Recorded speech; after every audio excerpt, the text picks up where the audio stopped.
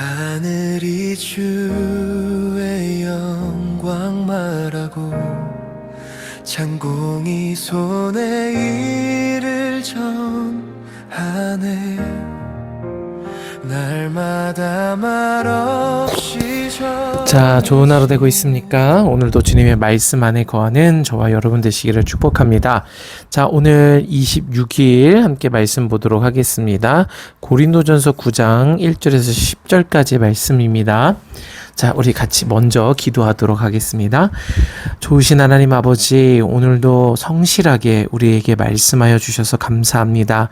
다른 어떤 축복보다, 다른 어떤 행복보다 예수님의 말씀을 날마다 들을 수 있게 하여 주심이 큰 축복입니다. 하나님 감사합니다. 오늘도 그 말씀을 듣고 우리의 심령에 예수님께로 자라갈 수 있도록 도와주시옵소서. 모든 소망이 예수님께로 나옵니다. 감사합니다. 예수님의 이름으로 기도드렸습니다. 아멘. 자, 오늘 고린도전서 9장입니다. 자, 중간에 이제 내용들이 있었죠. 이 결혼과 가족, 이 부부 관계에 대한 내용들도 있었습니다. 그런 내용들도 굉장히 중요하기 때문에 잘 묵상을 하시고 말씀 가운데 거하시면 좋겠습니다. 여러분, 어쨌든 이 말씀 묵상 매일 해서 뭐 하나, 말씀을 안다고 해서 내 스펙이 더 좋아지는 것도 아니고 또 내 성품이 급진적으로 막 좋아지는 것도 아닌데 라고 생각할 수 있는데, 여러분, 하나님의 말씀을 우리 심령에 알고 구원의 원리를 분명히 알아서 그것을 내가 따라가려고 하는 것은 반드시 열매 맺게 돼 있습니다. 그래서 우리가 이 말씀을 분명히 이제 알아야 합니다. 이 진리의 지식을 모르고 신앙생활을 하는 것만큼 미련한 일이 없습니다. 그러니까 여러분, 이 말씀을 사랑하시기를 바랍니다. 자, 이제 오늘이 화요일이고요. 오늘 말씀을 보면요, 먼저 문단을 좀 나눠보도록 하겠습니다. 자, 문단을 이제 나눠볼 거고요. 1절부터 1절까지 하나 나눴고요. 1절은 이제 뭐라고 이제 했냐면, 고린도 교회 안에 있던 사도, 바울의 사도권 대한 고린도 성도들의 의심, 이렇게 했고요. 그 다음에 2절만 또 하나 했습니다. 목사님 이렇게 짧게 해도 됩니까? 그럼요. 짧게 해도 됩니다. 자, 짧게 해도 되고요. 이제 바울의 변증. 자, 그리고 3절부터 해서 이제 6절까지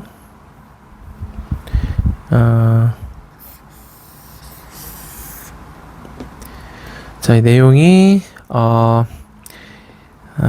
바울의 권리, 자, 이렇게 되고요.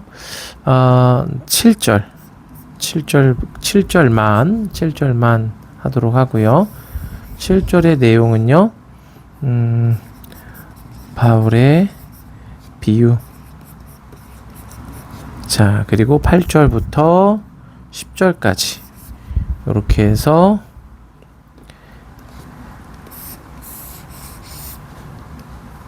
성경적 당위성. 자, 요렇게 맥락을 좀 잡아봤어요. 여기는 조금 이제 하나로 볼 수도 있는데 저는 좀 내용을 강조하기 위해서 두 개로 했고요. 바울이 이제 주장하는 바울의 권리들에 대한 내용들, 그리고 그 권리에 대한 비유적 설명, 그리고 이 권리에 대한 이 성서적 근거, 성경적 당위성에 대한 이야기들로 이제 오늘 말씀이 구성이 되어 있습니다. 자, 여러분 이제 말씀을 좀 이렇게 문단을 좀 나누어 주시고요. 조금 이제 생각난 길에 좀 이야기를 합시다. 여러분, 이렇게 말씀을 지금 계속 이제 말씀 묵상하는 과정들을 올리고 있는데 여기에 대한 여러분의 피드백이 좀 필요해요. 의견을 좀 주시면 제가 어떤 방향으로 좀 나아가면 좋을지, 그러니까 여러분이 이런 부분들은 장점이 되고 이런 부분은 단점이 됩니다. 뭐 이렇게 한번 해보면 어떨까요? 이런 좀 의견을 적극적으로 주시면 좋겠어요. 그냥 목사님이 이렇게 하신다니까 하나 보지 라고 생각하는 수동적인 태도보다 적극적인 태도가 더 좋습니다.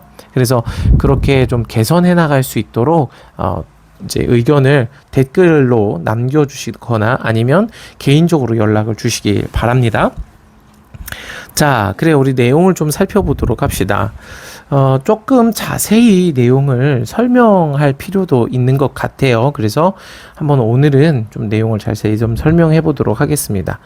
먼저 바울의 사도권에 대한 고린도 성도들의 의심인데요. 바울이 뭐라고 시작하냐면 내가 자유인이 아니냐 사도가 아니냐 예수 우리 주를 보지 못하였느냐 주 안에서 행한 일이 나의 일이 너희가 아니냐 다른 사람에게는 내가 사도가 아닐지라도 너희에게는 사도이니 나의 사도됨을 주 안에서 인친 것이 너희라 이렇게 이야기를 하고 있습니다.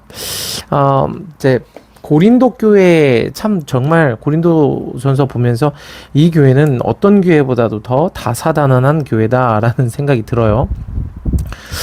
이 교회, 이 고린도 교회 같은 이제 교회 담임 목사가 되면 점점 이제 말라갈 것 같은 느낌. 자, 이 고린도 교회에 있던 문제 중에 하나가 뭐냐 하면 이 바울의 사도권에 대한 의심입니다. 사도 바울이라고 하는데 진짜 사도 맞아? 이거예요. 자, 사도라고 한다면 이제 이 보냄을 받은 자라는 뜻이거든요. 사도라고 한다라는 것은 이 말 그대로 보냄을 받았다라는 뜻이에요. 그런데 이 바울이 정말 이 예수님에게 직접 이 파송받은 이 사도가 맞냐? 그래서 당시에 이제 12 제자들이 있었죠. 12명의 제자들. 그래서 12 사도들이었어요. 마띠아까지 해서. 자, 그런데 이 사도들의 기준이 뭐였냐면 예수님의 직접적인 제자 그리고 예수님을 직접 만났는가 그리고 이제 뭐 그런 것들이죠. 그리고 사역의 열매가 있는가 뭐 이런 것들이고 그리고 이 사도라면 다른 사도들은 주로 이런 이 교회로부터의 어떤 이런 권리들을 누렸던 것 같아요. 다른 뭐 베드로 여기 등장 게바 이 베드로란 말인데 이 베드로나 이런 다른 사도들은 이런 권리들을 누렸는데 바울은 이런 어떤 사도로서의 권리를 하나도 누리지 않았던 것 같아요. 그러니까 이제 고린도 교회가 바울 사도 아닌 거 아니야? 그냥 사도 흉내만 내고 진짜 사도 아니지 않나? 이런 식으로 이제 얘기를 한 겁니다. 여기에 대한 이제 바울의 설명인데요. 내가 자유인이 아니냐? 나는 자유하다는 거예요. 이제 뒤에 설명도 나오겠지만 율법이나 어떤 이방의 풍습에도 얽매이지 않고 출신에도 얽매이지 않고 예수님을 만난 바울은 진정한 자유인이다라고 얘기를 하는 것이고 사도 내가 예수님께로부터 보냄을 받은 자다라고 이야기를 하는 거예요. 바울이 예수님을 보지 못하였느냐? 바울이 예수님을 봤습니까? 봤죠. 다메섹 도산에서 해보다 더 밝은 빛인 예수님을 만났어요. 그리고 그의 눈이 멀었죠. 그리고 나서 예수님을 실제로 이제 따르게 된 거죠. 예수님을 봤어요. 그리고 주 안에서 행한 나의 일이 너희가 아니냐. 이제 2절로 이어지는데요. 이제 다른 사람에게는 사도가 아닐지라도 너희에게는 사도다. 나의 사도됨을 주 안에서 도장친 것이 너희다. 바울의 사도다라는 것을 인증 도장을 친 사람이 누구예요? 고린도 성도들이에요. 왜냐하면 이 고린도 교회는 바울이 개척한 교회예요. 바울이 그 복음의 터를 직접 세웠던 교회가 바로 이 고린도 교회거든요. 그래서 이 고린도 교회에는 바울이 적어도 사도적 역할을 분명히 한 거죠. 그리고 이 고린도 교회라는 열매, 결과가 확실히 나타났어요. 그렇기 때문에 바울은 사도다라고 자기의 입장을 지금 변증하고 있는 겁니다. 여러분 이게 지금 이 고린도전서 이제 뒤에도 얘기할 거지만 이 흐름을 좀 이해하셔야 돼요. 고린도전서 초반에 얘기했던 건 뭐냐면 십자가의 도, 하늘의 지혜, 그리고 그것과 대척점에 있는 개념으로 얘기했던 건 사람의 지혜, 세상의 지혜라는 거예요.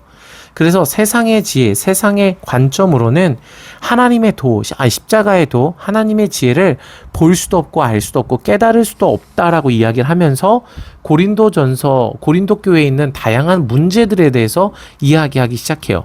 뭐 먹는 문제, 뭐 재물의 문제, 가정의 문제, 음행의 문제, 그리고 이제 사도 바울의 사도권의 문제까지 다루기 시작해요. 그러면서 바울이 매 문제마다 계속 얘기하는 게 뭐냐면 형식과 사람의 생각과 문자와 껍데기가 중요한 게 아니라 본질과 목적과 의미가 중요하다라는 말을 바울이 계속해요. 여러분, 고린도전서는 이 영과 진리로 행함이 실제로 어떻게 나타나야만 하는지에 대해서 예를 들어 잘 설명한 게 고린도전서의 특징입니다. 여러분, 바울이 사도냐 사도가 아니냐, 그게 사실이냐 사실이 아니냐, 바울이 말하는 건 뭐냐면 그게 본질이 아니다라는 거예요. 이후에 바울의 변론을 들어보겠지만 바울은 스스로 사도가 맞다. 왜냐하면 너희들이라는 본질적인 결과가 나왔기 때문이다라는 거예요. 그런데 고린도 교회 성도들이 뭐냐면 바울 당신은 예수님의 직접적인 12제자가 아니지 않습니까? 그러니까 12사도에 들을 수 없어요. 자꾸 이 구조적인 것만 계속 주장을 한다는 거죠. 자, 바울이 얘기하는 건 그 구조, 문자, 허울에서 벗어나라는 겁니다.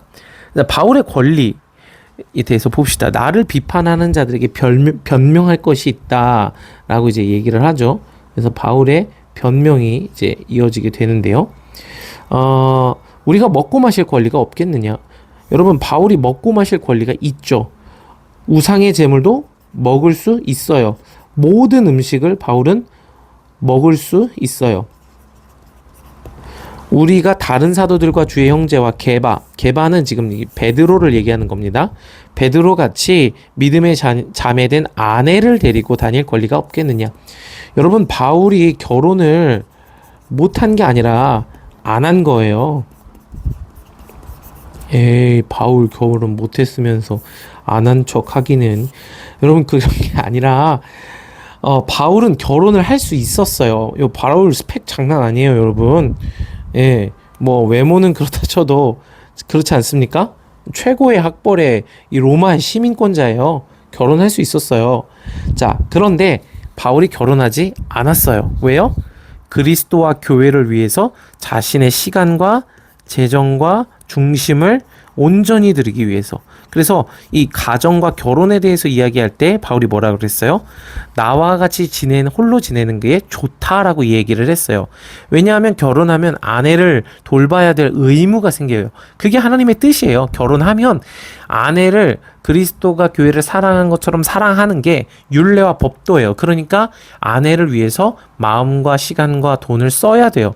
그런데 바울은 그러니까 그게 나쁘다 그게 아니라 그것보다 더욱 그리스도를 위하여 자기의 시간을 쓰고 중심과 재정을 쓰고 교회를 세우는 일에 전심전력하겠다라는 결단으로 결혼하지 않았다는 거예요. 결혼할 권리가 있지만 그 권리를 행하지 않은 거죠. 자, 그리고 어찌 나와 바나바만 일하지 아니할 권리가 없겠느냐. 여러분, 바울과 바나바가 같이 이제 동역하고 있는데 이들이 교회로부터 생활비를 받을 수 있어요. 사역비를 받을 수 있어요. 그러나 그것을 받지 않고 스스로 생계를 유지했어요. 뭘 했냐면 텐트를 만들었어요. 이거 스펠링이 아닌데 한글로 써야죠. 텐트를 만들었어요. 그래서 이 텐트를 만드는 일을 낮에 하고 밤에 성경을 가르쳤어요. 그러면서 이 교회를 계속 섬긴 거죠. 대단하지 않습니까? 여러분, 이거 진짜 어려운 거예요. 저 지금 하라고 해도 못할 것 같아요. 이거 주경야독한 거 아닙니까? 그러니까 낮에는 진짜 열심히 고되게 이 노동을 하고 그 다음에 저녁에 이 성도들을 모아놓고 이 늦은 밤까지 성경을 가르친 거죠. 진짜 하나님의 능력으로 행한 일이죠. 자, 그런데 왜 그렇게 행했어요? 이제 내일 말씀에 나오지만 이제 12절에 보니까 이제 이게 9장 12절이죠. 이런 권리를 가졌고 하물며 우리일까 보냐. 그러나 우리가 이 권리, 그러니까 돈을 받을, 사역비를 받을 권리를 쓰지 아니하고 범사에 참은 것은 그리스도의 복음에 아무 장애가 없게 하려 함이로다. 이거예요. 바울이 그 돈을 교회로부터 생활비를 받지 않는 이유는 복음의 장애가 혹 생길까 하여, 복음의 장애가 없게 하기 위하여 그 돈을 받지 않았다라는 거예요. 여러분, 지금 바울이 계속 뭘 얘기하냐면 먹냐 안 먹냐가 중요한 게 아니다. 목적이 중요하다. 성도를 위한 목적. 여러분, 결혼하냐 안 하냐가 중요한 게 아니라 뭐가 중요하다? 목적. 여러분, 돈을 받냐 안 받냐, 일을 하냐 안 하냐가 중요한 게 아니라 뭐가 중요하다? 목적. 이거예요. 여러분, 저 목사님은 파트타임만 하고 어떻게 투잡으로 목회를 할 생각을 하냐. 진짜 진짜 목사라면 좀 목회에 올인해야지. 여러분, 그것도 나쁜 건 아니에요. 그러니까 여러분, 이렇게 정죄할 필요가 없어요. 풀타임으로 목사님으로서 목회에 올인을 하든, 목사님으로서 파트타임으로 잡을 가지든, 목적이 뭐냐예요. 목적이 그리스도를 위하여, 교회를 위하여, 그것을 이루기 위한 가장 합리적이고 가장 이 효과적인 방법을 선택하는 것, 이게 바울의 사고방식이에요. 그러니까 여러분, 바울에게 모든 것이 가능해요. 자유로워요. 일을 할 수도 있고, 풀타임 사역을 할 수도 있고, 교회로부터 사역비를 받을 수도 있고, 안 받을 수 있어요. 결혼을 할 수도 있고, 안 할 수도 있어요.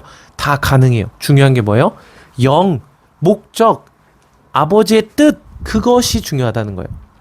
그러니까 여러분, 목사님, 예를 들어서 인생에서 이런 결정을 어떻게 해야 합니까? 저렇게 결정할까요? 이렇게 결정할까요? 이 사람하고 결혼할까요? 저 사람하고 결혼할까요? 학업을 진학을 할까요? 아니면은 진학하지 말고 취업을 할까요? 자격증을 공부할까요? 아니면 그냥 취업을 할까요? 여러분, 점쟁이한테 찾아가지 마세요, 자꾸. 여러분이 중요한 건 목적이 뭐냐예요. 그 고민을 왜 하냐면 목적이 없다는 걸 반증하는 거예요. 그냥 편하게 사는 게 목적이야. 그냥 어떻게든 실패하지 않는 게 목적이야. 그러니까 전전긍긍하는 거예요. 그리스도가 여러분의 목적과 사명이 되면요, 그것을 위한 가장 합리적이고 이성적인 방법을 선택해요.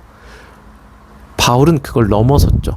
합리성과 이성을 넘어서서 이 예루살렘에 들어가면 감옥에 갇힐 걸 알면서도 예루살렘에 들어가기도 해요.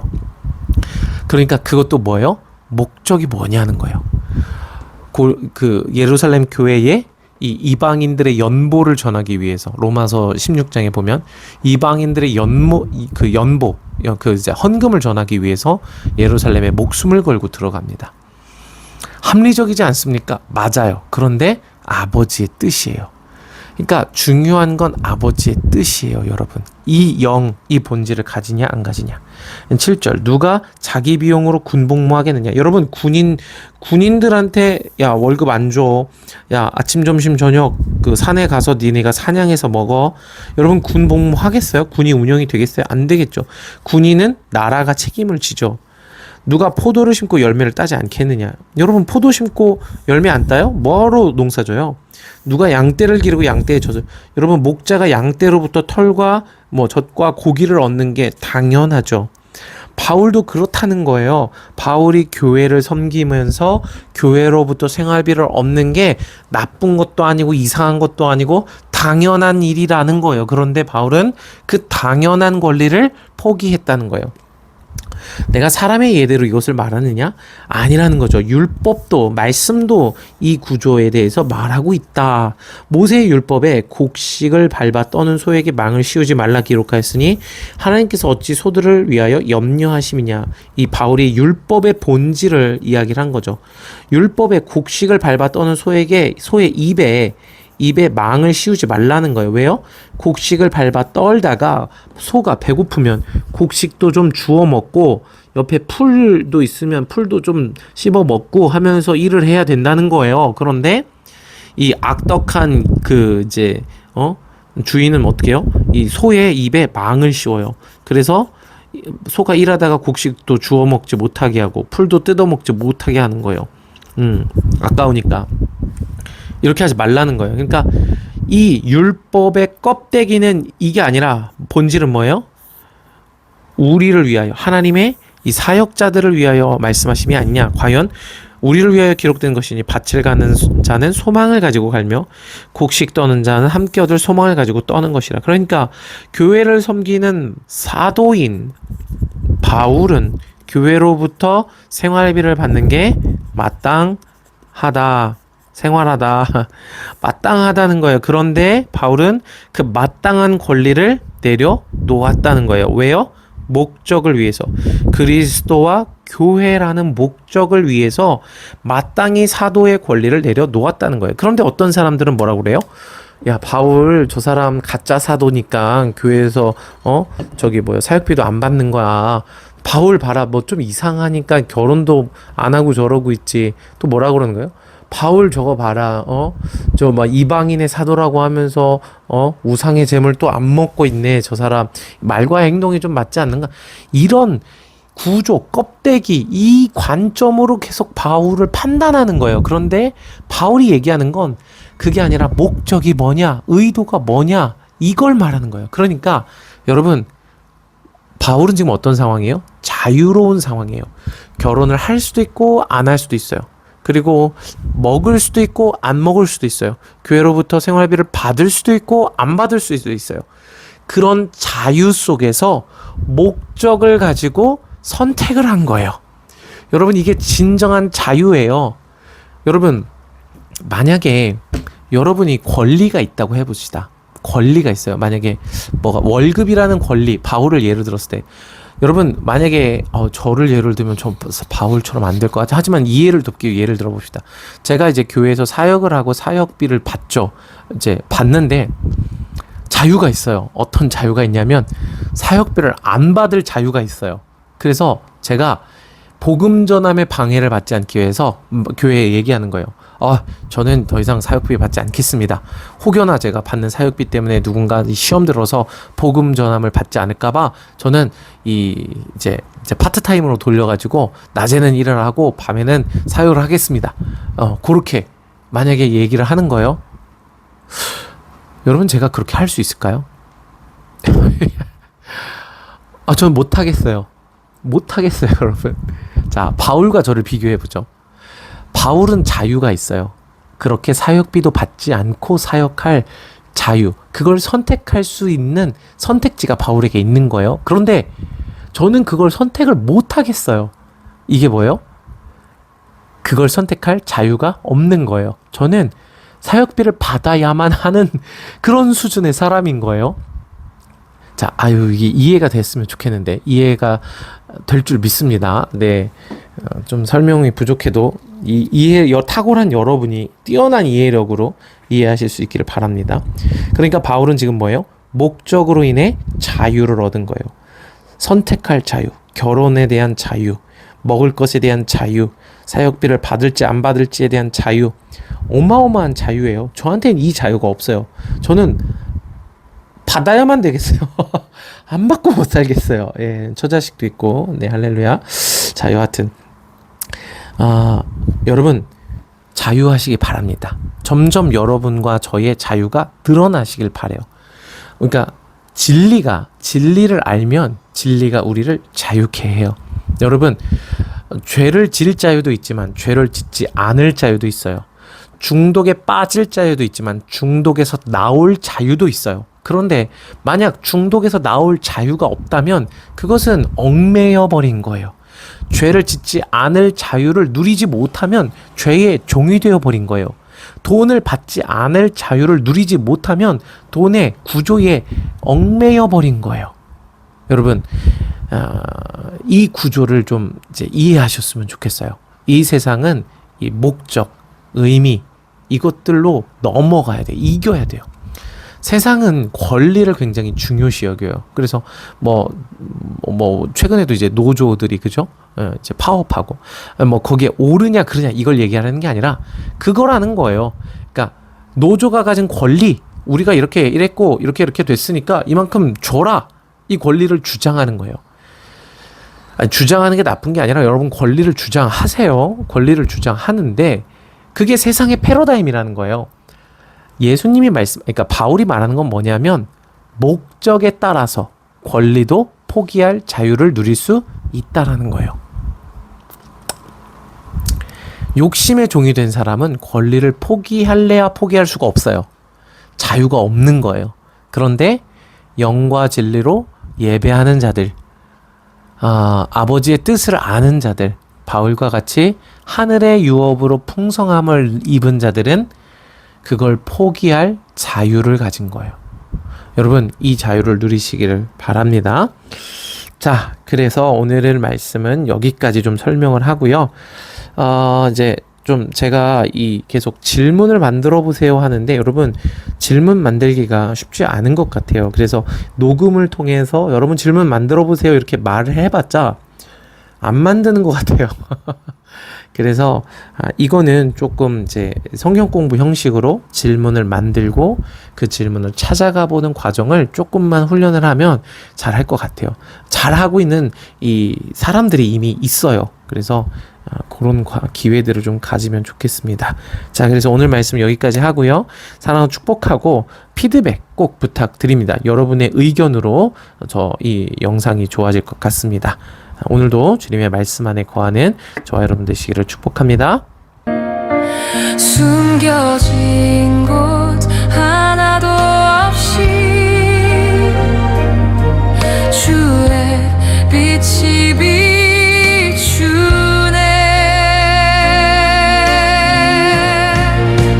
주의 말씀은 완전하여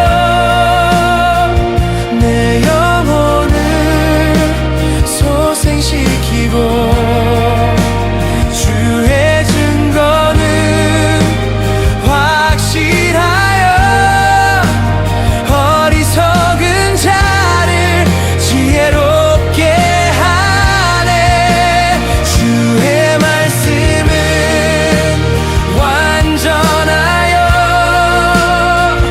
내 영혼을 소생시키고 주의 증거는 확실하여 어리석은 자를 지혜롭게 하네.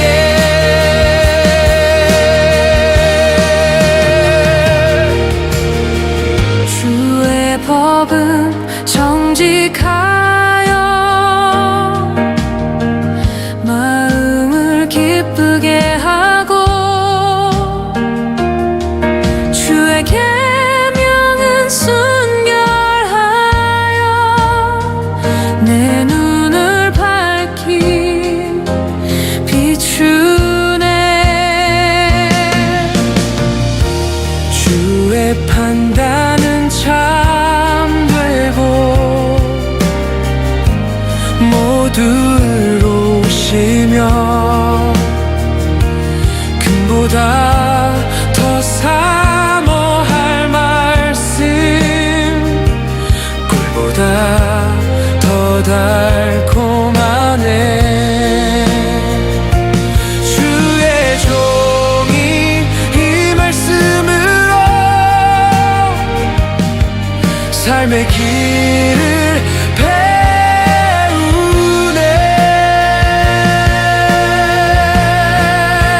주의 말씀은 완전하여